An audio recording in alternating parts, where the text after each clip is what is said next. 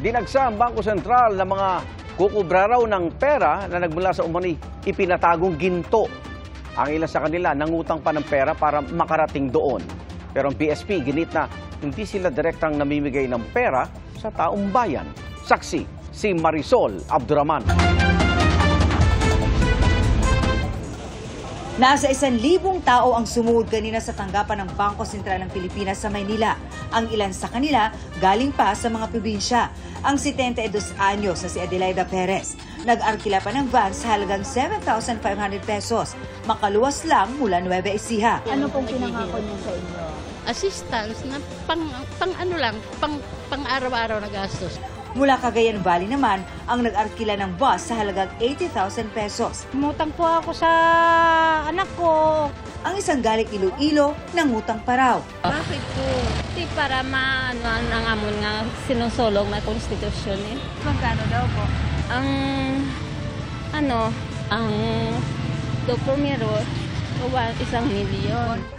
Kahit nga ang hirap nang maglakad na si Aling Lolita, 70 anyos mula Pangasinan, kasama sa mga napadayo. Para mabaklas kasi pagbaklas ito ng kahirapan.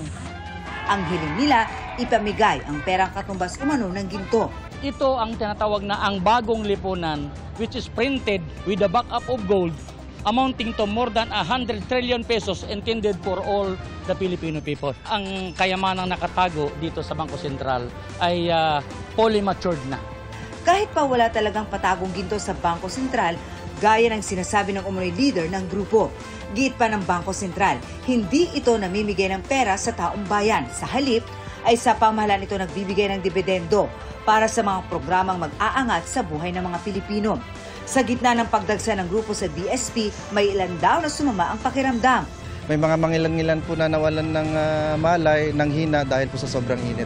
May nakatulog pa sa gilid ng kalsada dahil sa pagkahilo, pagod at puyat. Pagkaro kami napunta dito at nakausap niya yung sa Central Bank, hindi kami uuwing luhaan. Sa hirap na nga ng buhay, gusto naman namin magkaroon kahit paano. Matapos ang ilang oras, nag-disperse din ang grupo ng pakiusapan ng mga pulis.